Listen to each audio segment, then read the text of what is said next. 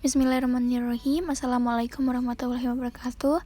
Kami dari kelompok 9 yang beranggotakan Cantika Cahyani, Naifa Nimita, Atili Fitrianti, Putri Nurlaila, dan Ayu Yustika akan membawakan materi mengenai model pembelajaran ICT. Untuk materi pertama akan dibawakan oleh Cantika Cahyani. Kepada Cantika, saya persilahkan. Definisi ICT. Menurut Tinio, Information and Communication Technology, ICT atau Teknologi Informasi dan Komunikasi adalah seperangkat alat yang digunakan untuk berkomunikasi, menciptakan, mendiseminasikan, menyimpan, dan mengelola informasi. Sedangkan menurut UNESCO, teknologi informasi dan komunikasi adalah teknologi yang digunakan untuk berkomunikasi, menciptakan, mengelola, dan mendistribusikan informasi. ICT atau TIC ini juga terdiri dari dua aspek, yaitu teknologi informasi dan teknologi komunikasi. Teknologi informasi meliputi segala hal yang berkaitan dengan proses, penggunaan sebagai alat bantu, manipulasi, dan pengelolaan informasi. Sedangkan teknologi komunikasi adalah segala sesuatu yang berkaitan dengan penggunaan alat bantu untuk memproses dan mentransfer data dari perangkat yang satu ke yang lainnya. Lalu ada urgensi penggunaan model pembelajaran ICT.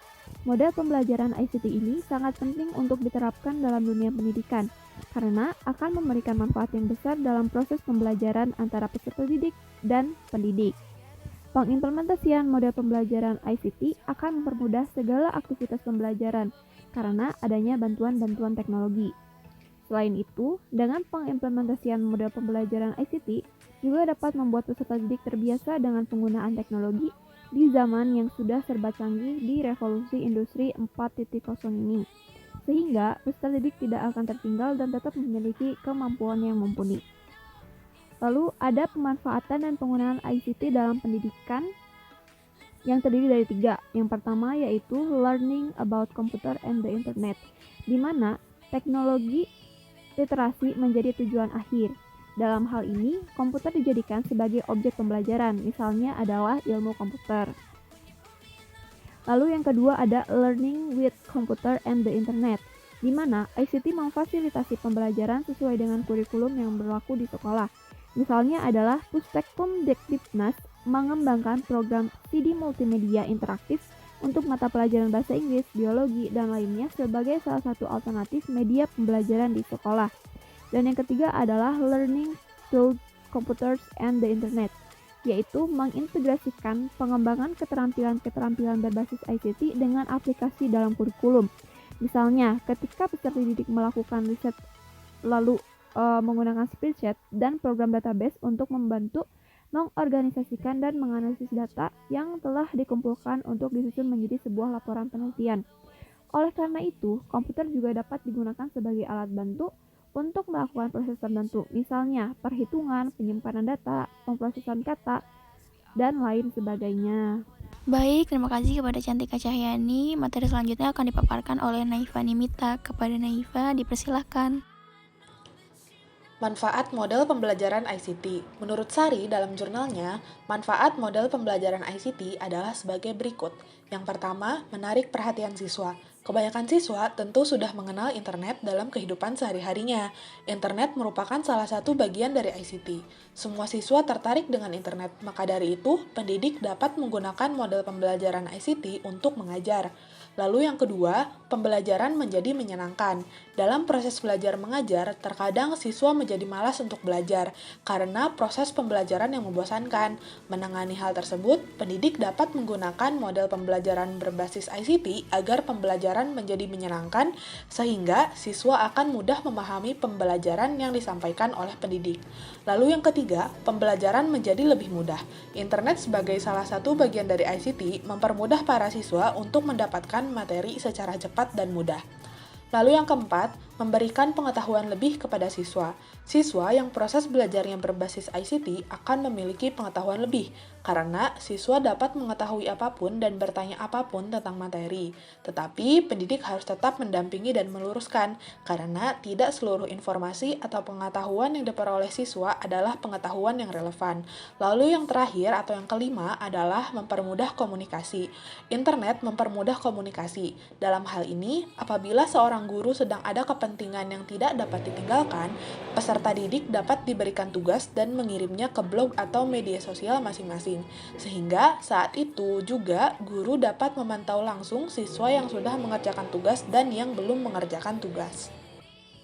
Baik, untuk pemaparan selanjutnya itu ada mengenai jenis-jenis model pembelajaran berbasis ICT yang akan saya jelaskan sendiri.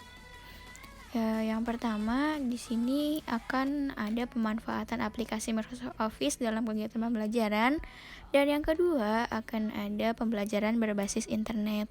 Mari kita bahas pembahasan pertama, yaitu mengenai pemanfaatan aplikasi MS Office dalam kegiatan pembelajaran yang dibagi 3. Yang pertama ada MS Word. MS Word sendiri yaitu biasanya dimanfaatkan dalam pembuatan perencanaan pembelajaran.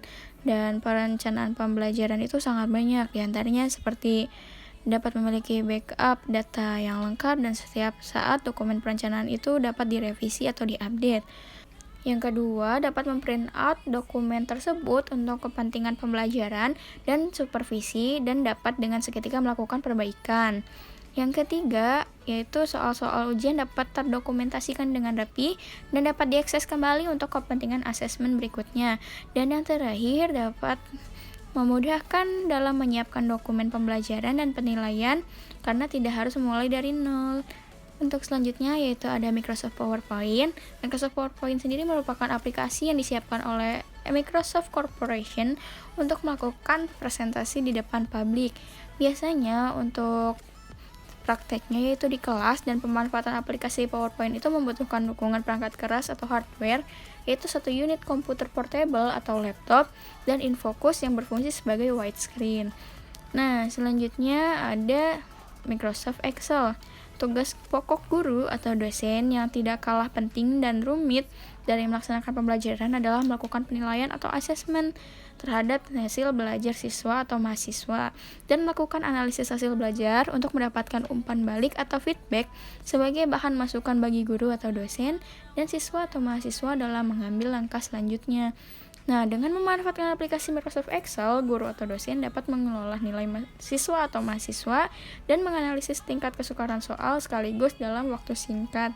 Untuk jenis yang kedua yaitu ada pembelajaran berbasis internet. Yang pertama yaitu ada e-learning. Istilah e-learning sendiri mengandung pengertian yang sangat luas sehingga banyak pakar yang menguraikan tentang definisi e-learning sendiri. Nah, dari berbagai sudut pandang, salah satu definisi yang cukup dapat diterima yaitu dari E. Hartley yang menyatakan e-learning merupakan suatu jenis belajar mengajar yang memungkinkan tersampaikannya bahan ajar ke siswa dengan menggunakan media internet, intranet, atau media jaringan komputer lain. Selanjutnya ada digital library. Digital library menawarkan kemudahan bagi para pengguna untuk mengakses resource elektronik dengan alat yang menyenangkan pada waktu dan kesempatan yang terbatas. Digital library sendiri ini sebagai alat untuk memfasilitasi dan memecahkan keterbatasan perpustakaan fisik, namun belum didefinisikan secara jelas untuk dapat dijadikan standar atau acuan dalam dunia pendidikan. Selanjutnya ada video on demand. Video on demand menawarkan kemudahan bagi para pengguna untuk mengakses resource digital berupa video dengan alat yang menyenangkan pada waktu dan kesempatan yang terbatas. Video ini biasanya berupa video pembelajaran yang dapat diakses sesuai kebutuhan dan didistribusikan secara streaming melalui jaringan komputer. Selain itu, tersedia juga dalam bentuk CD tutorial yang membantu mahasiswa atau siswa untuk belajar dengan media visual. Selanjutnya ada Wikipedia, di mana Wikipedia menawarkan kemudahan bagi para pengguna untuk berkolaborasi menyusun ensiklopedia. Dengan Wikipedia, pengguna dapat membangun naskah secara kolaboratif hingga dapat menjadi ensiklopedia di internet. Selanjutnya ada blog, di mana blog menawarkan kemudahan bagi para pengguna untuk membuat tulisan baik formal maupun informal seperti buku harian. Blog adalah catatan seseorang yang dibuat untuk konsumsi publik. Dengan blog ini, kita bisa sharing ilmu pengetahuan. Dan yang terakhir yaitu ada mobile learning. Mobile learning merupakan perwujudan e-learning dalam perangkat bergerak seperti handphone atau telepon genggam. Dengan mobile learning, kita bisa belajar melalui handphone kita dan materi tersebut dituangkan dalam modul untuk handphone. Pemaparan selanjutnya akan dijelaskan oleh Putri Nurlaila. Putri, dipersilahkan. Selanjutnya ada kelebihan model pembelajaran ICT. Yang pertama ada biaya. E-learning mampu mengurangi biaya pelatihan organisasi perusahaan atau pendidikan, sehingga mereka dapat menghemat biaya karena tidak perlu mengeluarkan dana untuk peralatan kelas, seperti penyediaan papan tulis, proyektor, dan alat tulis. Yang kedua, fleksibilitas waktu. E-learning membuat pelajar dapat menyesuaikan waktu belajar mereka, karena dapat mengakses pelajaran di internet kapanpun sesuai dengan waktu yang diinginkan. Yang ketiga, fleksibilitas tempat. E-learning membuat pelajar dapat mengakses materi pelajaran di mana saja selama komputer terhubung dengan jaringan internet. Yang keempat, fleksibilitas kecepatan pembelajaran. E-learning dapat disesuaikan dengan kecepatan belajar masing-masing siswanya. Yang kelima, efektivitas pengajaran. E-learning merupakan teknologi baru, oleh karena itu pelajar dapat tertarik untuk mencobanya, sehingga jumlah peserta dapat meningkat. E-learning yang didesain dengan instruksional desain mutakhir membuat pelajar lebih mengerti isi pelajaran. Yang keenam, ketersediaan on demand. E-learning dapat sewaktu-waktu diakses dari berbagai tempat yang terjangkau internet, maka dapat dianggap sebagai buku saku yang membantu menyelesaikan tugas atau pekerjaan setiap saat. Selain memiliki kelebihan, model pembelajaran ICT ini memiliki kekurangan, di antaranya pertama, kurangnya interaksi antar guru dan siswa, bahkan antar siswa itu sendiri. Kurangnya interaksi ini mampu memperlambat terbentuknya values dalam proses belajar mengajar. Lalu yang kedua, kecenderungan mengabaikan aspek akademik atau aspek sosial dan sebaliknya, mendorong tumbuhnya aspek bisnis. Yang ketiga, proses belajar mengajarnya cenderung ke arah pelatihan daripada pendidikan. Yang keempat, berubahnya peran guru dan yang semula menguasai teknik pembelajaran konvensional, kini juga dituntut mengetahui teknik pembelajaran yang menggunakan ICT atau Information and Communication Technology. Yang kelima, siswa yang tidak mempunyai motivasi belajar yang tinggi cenderung akan gagal. Yang keenam, tidak semua tempat tersedia fasilitas internet. Mungkin hal ini berkaitan dengan masalah tersedianya listrik, telepon, ataupun komputer. Yang ketujuh, kurangnya penguasaan komputer. Baik, selanjutnya akan dipaparkan oleh Ayu Yustika. Kepada Ayu dipersilahkan. Selanjutnya ada implementasi dari pembelajaran berbasis ICT. Materi yang disajikan ialah pembahasan tentang bersuci, khususnya kajian tentang berwudu. Maka media pembelajaran yang digunakan antara lain gambar, slide PowerPoint, dan video. Pemilihan media ini berdasarkan suatu pertimbangan bahwa tujuan materi tersebut untuk memberikan pemahaman dan keterampilan berwudu secara baik dan benar. Maka langkah yang dilakukan, pertama, guru mendemonstrasikan materi dengan menggunakan gambar yang tidak bergerak. Gambar tersebut mendemonstrasikan langkah-langkah dalam berwudu. Langkah yang kedua, guru memanfaatkan slide PowerPoint untuk menjelaskan bacaan yang digunakan dalam berwudu. Dan ketiga, video berfungsi untuk mendemonstrasikan tata cara berwudu yang baik dan benar, yang selanjutnya dapat digunakan sebagai alat bantu untuk mempraktekkan tata cara tersebut.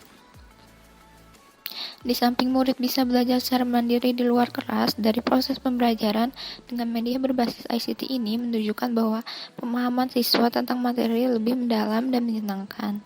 Bagi guru, pemanfaatan media tersebut memudahkan dan sangat membantu dalam menjelaskan bacaan dan tata cara berwudu dengan efektif dan efisien dalam proses belajar mengajar yang dikelola oleh guru.